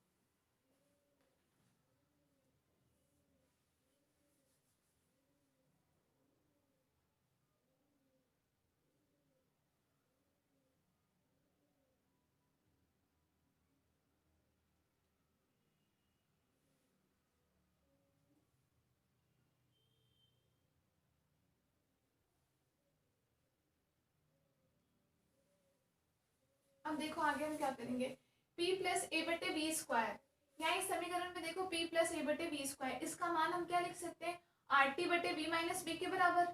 ठीक है ना, इसको मैं आर टी बटे में लेकर के जाऊँ तो p प्लस ए बटे बी स्क्वायर का मान मिल जाएगा। तो ये मान हम यहाँ रख देंगे इस समीकरण में।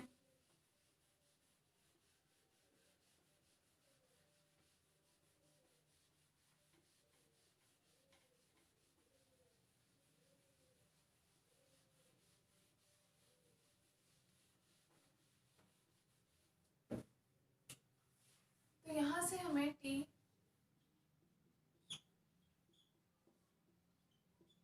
बराबर आर टी बटे, इसका मान किसके बराबर हम रख देंगे, आर टी बटे बी माइनस बी के बराबर। ठीक है, और इन दोनों में से हमने क्या कॉमन कर लिया, 2a बटे में बी स्क्वायर, ये इन दोनों में क्या कॉमन का आ रहा है। ठीक है ना, तो हमने माइनस 2a बटे बी क्यूब कॉमन किया तो हमें यहाँ से क्या मिल गया, b माइनस यहाँ b बच गया b के बराबर।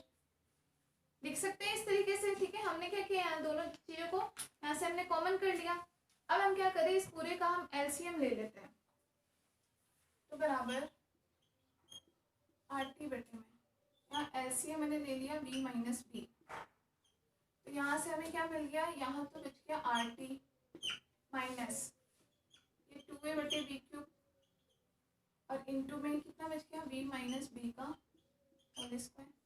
ठीक है, पूरे का हमने एलसीएम ले लिया तो b माइनस बी, यहाँ तो आर टी बच गया और जबकि यहाँ पे b माइनस बी का स्क्वायर मल्टीप्लाई हो गए। ठीक है ना, तो इसको हम इस तरीके से लिख सकते हैं, R T into B minus B बटे में R T minus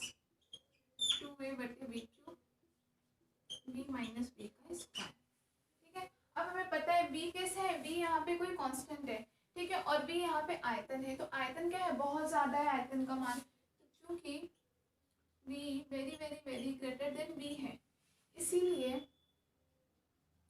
B minus B का हम स्क्वायर करें तो इसका मान लगभग किसके बराबर आएगा, बी स्क्वायर के बराबर। क्यों, बी का मान इस बी की तुलना में बहुत कम है, तो बी में से अगर बी का मान लगभग मतलब पॉइंट कुछ उसके बराबर है, तो अगर हम उसको घटाएं भी तो वो मान कैसा लगभग जीरो जैसा होगा, तो हमारे पास बी स्क्वायर बच जाएगा।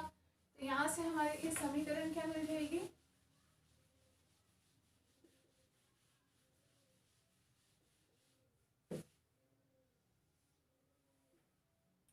टी इंटू में डेल्टा वी बटे डेल्टा टी बराबर क्या हो जाएगा, R T B minus B बटे में आर टी माइनस 2a बटे बी क्यूब इंटू में ये कितना हो जाएगा, वी स्क्वायर के बराबर।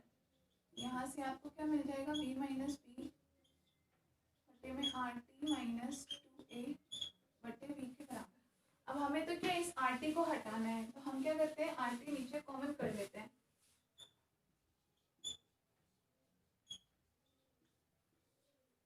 आर टी ले लिया कॉमन, यहाँ से क्या बच गया, 1 माइनस 2a बटे में R T B, R T से आर टी हो गया कैंसिल।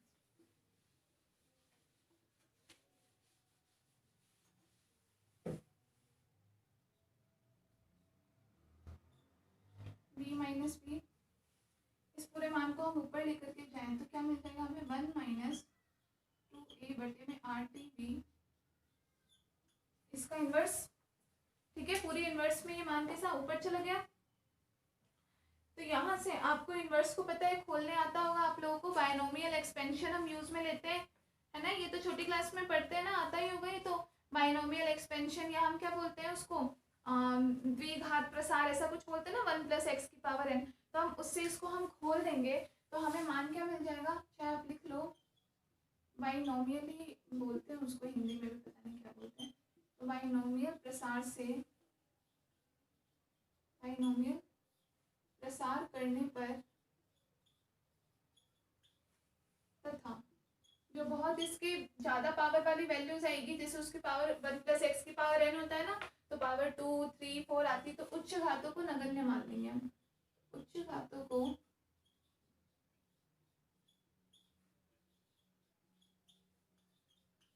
नगण्य मानने पर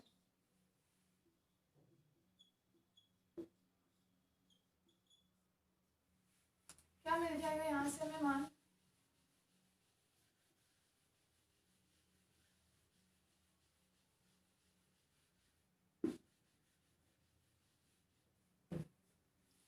टी इंटू में डेल्टा बी बटे डेल्टा टी बराबर हो जाएगा बी माइनस बी इंटू में 1 + 2a बटे में आर टी बी के बराबर, ठीक है।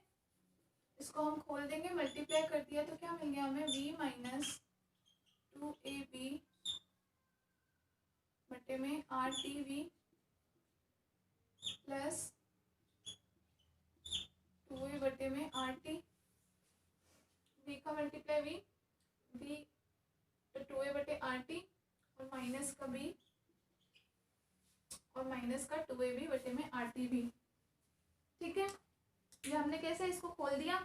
अब 2ab बटे में आर टी भी, इसका मान क्या है, बाकी पदों की तुलना में इसका मान बहुत कम, क्योंकि दोनों a b तो कांस्टेंट है और उसके नीचे आप डिवाइड करो तो कैसे वैल्यू बहुत ही कम आ जाएगी, तो बाकी पदों की तुलना में इसका मान कैसा है, बहुत ही ज्यादा कम है, इसीलिए हम इसको नगण्य मान लेंगे, है ना। तो हम ये लिखेंगे कि 2ab बटे आर टी बी का मान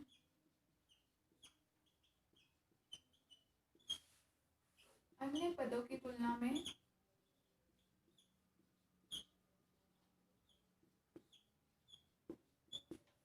नगण्य है।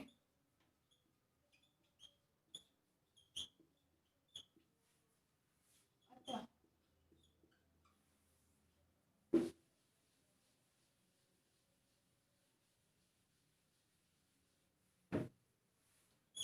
टी इंटू डेल्टा बी बटे डेल्टा टी बराबर क्या मिल जाएगा हमें, बी माइनस बी और प्लस 2a बटे में RT। ये हमें क्या मिल गया इसका फाइनल मान।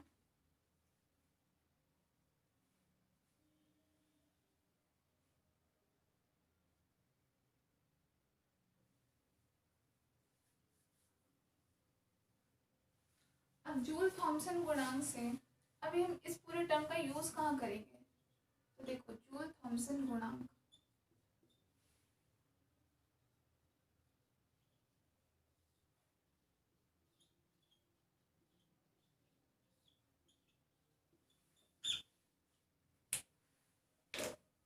म्यू जे के का मान हमारे पास क्या आया था, म्यू जे के बराबर 1/CP टी इंटू में डेल्टा बी बटे डेल्टा टी, जब कांस्टेंट क्या था पी और माइनस बी, यही मान तो था हमारे पास जूल थॉमसन गुणांक का, ठीक है ना। और ये पूरी टर्म हमें यही वाली मिल गई है टी इंटू डेल्टा बी बटे डेल्टा टी। तो अब इस पूरे का मान हम इस समीकरण में रखते हैं, तो हमें क्या मिल जाएगा,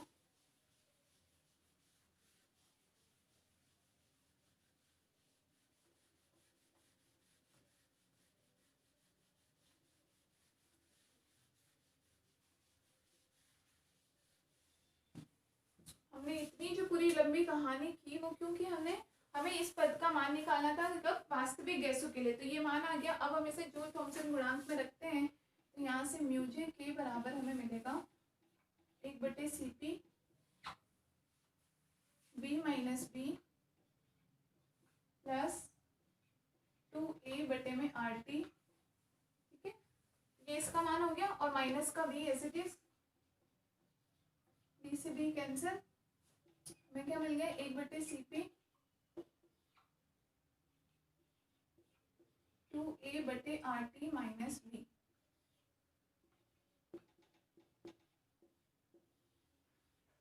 यह है हमारे पास जूल थॉमसन गुणांक का मान, किसके लिए, वास्तविक गैसों के लिए।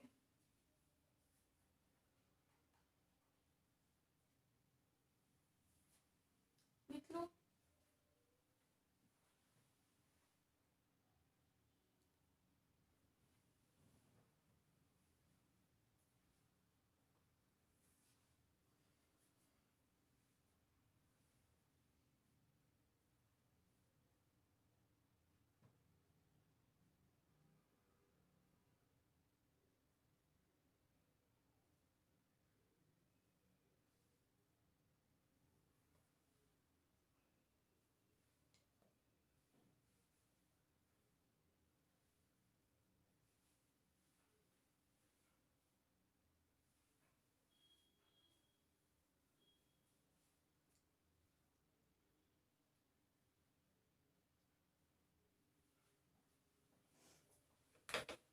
तो ये हमें किसका, म्यू जे के का मान मिल गया। अब म्यू जे के का मान हमने और किसके बराबर बताया था, डेल्टा टी बटे डेल्टा पी लिख सकती हूँ मैं इसे, डेल्टा टी बटे डेल्टा पी के बराबर था कब, जब एच नहीं है तो।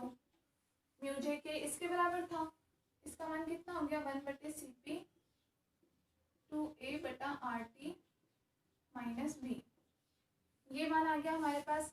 अब यहाँ से हम डेल्टा टी बराबर क्या लिख सकते हैं, अगर हम इधर समाकलन करते हैं 1/CP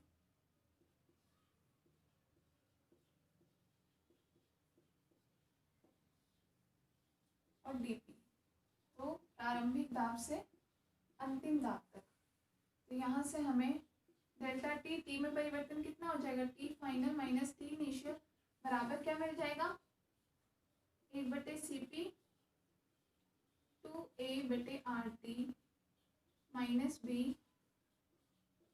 P final minus P initial. ये आपके पास आया वास्तविक गैसों के लिए दाब में परिवर्तन के सापेक्ष ताप में परिवर्तन कितना होगा। ये हमारे पास पूरा फॉर्मूला आ गया डेल्टा टी का मान वास्तविक गैसों के लिए जूल थॉमसन प्रसार से। और यहाँ से आप ये भी देख सकते हो कि कल हमने परिणाम में क्या कहा था कि ताप में परिवर्तन दाब में परिवर्तन के समानुपाती होगा। तो यहाँ आपको समानुपाती दिख रहा है, यहाँ से हम ये भी तो कह सकते हैं ना कि डेल्टा टी किसके प्रोपोर्शनल है, डीपी के प्रोपोर्शनल है। इसका मतलब जो हमें कल रिजल्ट मिला था वो रिजल्ट सही मिला था। ठीक है, तो ये आपके पास ये मेन मान आ गया किसके लिए, वास्तविक गैसों के लिए, जूल थॉमसन प्रसार का। अब यहाँ से हम देखते हैं कि 2-3 अलग अलग केस में इसका मान क्या होता है। और जो हम कह रहे थे व्युत्क्रम ताप, वो व्युत्क्रम ताप कहाँ से आता है, वो क्या चीज होती है।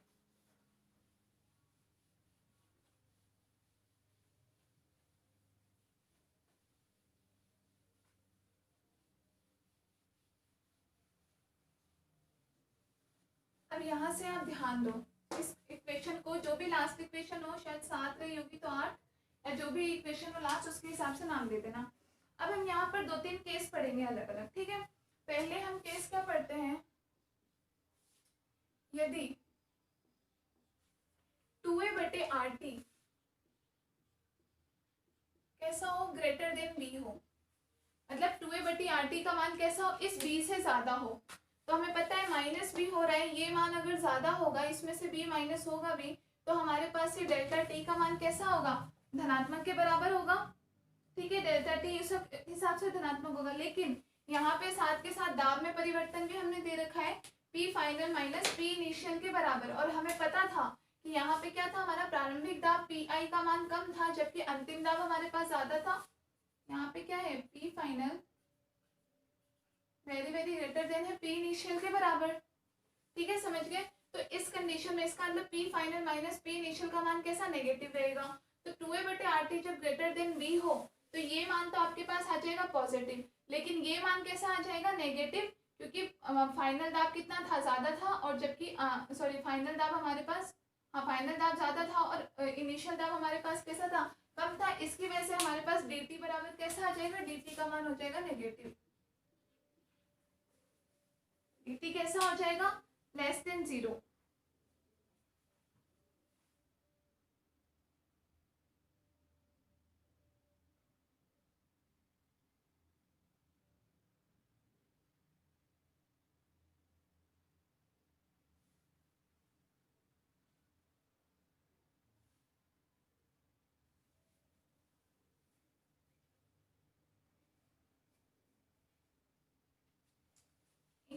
यहाँ हम ये गलत बोल रहे हैं ना, दाब तो हमने शुरू में उच्च दाब का क्षेत्र था और बाद में निम्न दाब का क्षेत्र लगाया ना।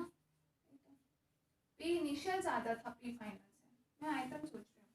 दाब तो शुरू में उच्च दाब का क्षेत्र था और जब गैस प्रसारित हुई उसके बाद निम्न दाब के क्षेत्र की तरफ आई।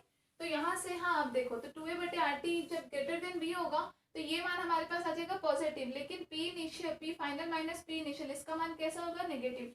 इसकी वजह से dt, जो दाब में परिवर्तन है, ताप में परिवर्तन है dt, इसका मान कैसा हो जाएगा, लेस देन 0, मतलब नेगेटिव हो जाएगा। तथा जूल थॉमसन गुणांक म्यू जे के का मान कैसा हो जाएगा, म्यू जे के का मान, ये मान अगर इस b से ज्यादा हो तो म्यू जे के हमारे पास कैसा हो जाएगा, धनात्मक, पॉजिटिव हो जाएगा, धनात्मक होगा। लिख लेना एक कंडीशन, अगर इसका मान 2a/RT इस पूरे का मान किससे, इस b से ज्यादा है, तो ये मान तो हो गया पॉजिटिव। लेकिन हम जानते हैं कि दाब के साथ प्रारंभ में उच्च दाब क्षेत्र था और बाद में निम्न दाब क्षेत्र, तो ये मान हमारे पास नेगेटिव है। इसकी वजह से dt पे तो क्या फर्क पड़ा, ताप तो कैसा हो गया, कम हो गया, dt का मान लेस देन 0, नेगेटिव में चला गया। और जबकि इस जूल थॉमसन गुणांक का मान देखें म्यू जे के, तो म्यू जे के कैसा हो गया, धनात्मक हो गया। तो इसमें हम इसका मतलब क्या कह सकते हैं कि अर्थात दाब में कमी करने से ताप में भी कमी होगी। डीपी का मान, फाइनल प्रेशर हमारे पास कम आया था, दाब में हमने कमी की थी, तो इसकी वजह से हमारे पास क्या आया, अर्थात ताप में भी कैसी कमी हुई। लिख सकते हो आप, ये लिखने के बाद लिख लेना कि अर्थात दाब में कमी करने से ताप में भी कमी होगी। और ताप में कमी होने का मतलब क्या हो गया, शीतलन प्रभाव, गैस, इसका मतलब कैसा, गैस का टेम्परेचर कम हो गया, मतलब गैस ठंडी हो जाएगी। तो अतः सरंध्र डाट में से गैस के गुजरने पर शीतलन प्रभाव उत्पन्न होगा। अतः सरंध्र डाट में से गुजरने के पश्चात गैस में शीतलन प्रभाव उत्पन्न होगा। किस कंडीशन में, अगर इस 2a/RT का मान ग्रेटर देन b है तो, ठीक है, तब तो शीतलन प्रभाव होगा। दूसरा देखो कि यदि ये 2a/RT का मान लेस देन b हो जाए, तब क्या होगा, 2a/RT का मान b से कम हो जाए, तो इसमें से b ज्यादा है, कम में से ज्यादा को माइनस करेंगे तो हमारे पास dt कैसा हो जाएगा, इसका मान तो हो जाएगा नेगेटिव। देखो 2a/RT का मान हम कह रहे कम हो, b का मान ज्यादा हो, तो ये मान आपके पास हो जाएगा नेगेटिव। और ये तो पहले से नेगेटिव है ही, क्योंकि फाइनल प्रेशर का मान कैसा था, कम था, इनिशियल का ज्यादा था, तो ये नेगेटिव है ही है। ये भी नेगेटिव, तो नेगेटिव नेगेटिव कैसा हो जाएगा, पॉजिटिव। तो इस कंडीशन में dt हमारे पास कैसा हो जाएगा, धनात्मक। ठीक है, तथा ताप में परिवर्तन तो हो गया धनात्मक, मतलब ताप तो उसका बढ़ गया। दूसरा म्यूजे के का मान देखें कि जब ये मान इससे कम है तो म्यूजे के हमारे पास कैसा हो जाएगा, ऋणात्मक।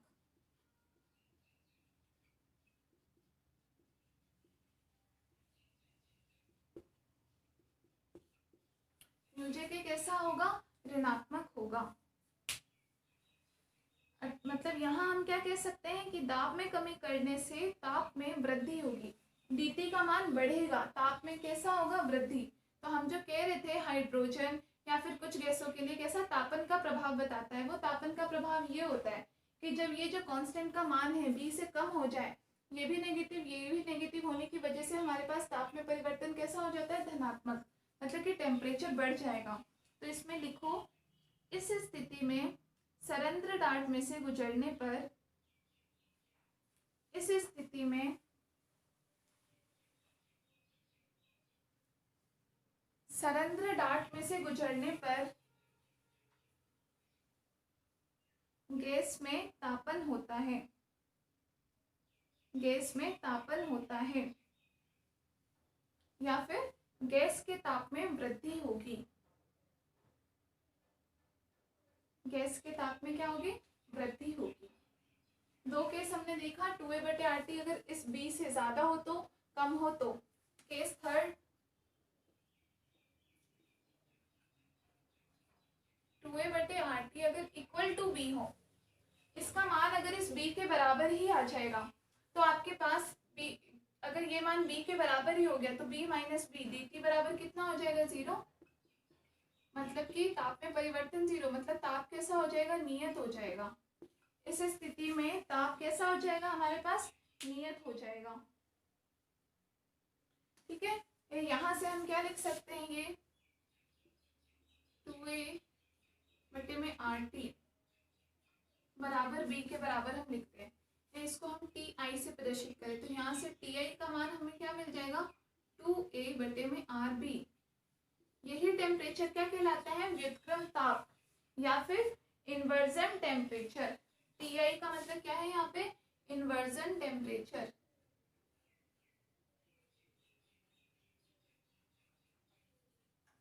या व्युत्क्रम ताप।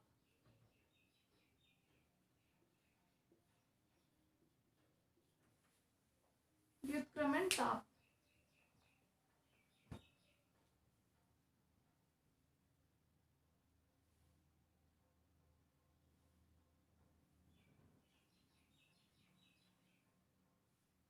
ठीक है, तो ये आपके पास व्युत्क्रमण ताप का हो गया। और यहाँ से अगर आप म्यूHK का मान देखो, म्यूJK का मान देखो, तो म्यूJK में हमने क्या किया, 2a/RT बराबर भी हो जाए तो म्यूJK बराबर कितना हो जाएगा, 0 हो जाएगा इस कंडीशन में।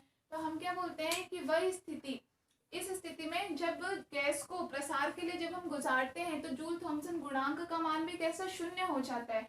इस स्थिति में गैस का ताप क्या कहलाता है, व्युत्क्रमण ताप कहलाता है। लिख लो, इस ताप पर गैस को सरंध्र डार्ट से गुजारने पर जूल थॉमसन प्रभाव 0 होता है, जूल थॉमसन प्रभाव 0 होता है। Full stop. चूंकि इस ताप पर जूल थॉमसन प्रभाव की दिशा बदलती है, जूल थॉमसन प्रभाव की दिशा बदलती है, इसीलिए इस ताप को व्युत्क्रमण ताप कहते हैं, इसीलिए इस ताप को व्युत्क्रमण ताप कहते हैं।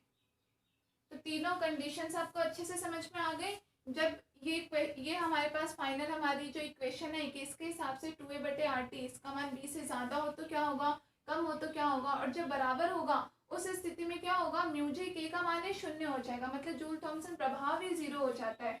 तो ये प्रभाव जिस टेम्परेचर पर आता है उस टेम्परेचर को हम क्या बोलते हैं, व्युत्क्रमण ताप, क्योंकि ये क्या करता है, ये ताप जूल थॉमसन प्रभाव प्रसार की दिशा को ही बदल देता है, इसीलिए हम व्युत्क्रमण ताप या टेम्परेचर ऑफ इन्वर्जन कहते हैं। ठीक है, तो ये आपका जूल थॉमसन का एक्सपेरिमेंट, जूल थॉमसन एक्सपेंशन का एक्सपेरिमेंट, जूल थॉमसन के प्रसार का जो प्रयोग था सरेंद्र डार्ट के द्वारा, ये हो गया कंप्लीट। ये फॉर्मूला आपका बहुत इंपॉर्टेंट है, इस पे आपके न्यूमेरिकल्स आएंगे जो मैं आपको नेक्स्ट क्लास में करवाऊंगी। ठीक है, समझ में आ गया? कोई प्रॉब्लम हो तो आप कमेंट करके बता देना, बाकी हम डिस्कस करते हैं नेक्स्ट क्लास में। अभी के लिए इतना ही।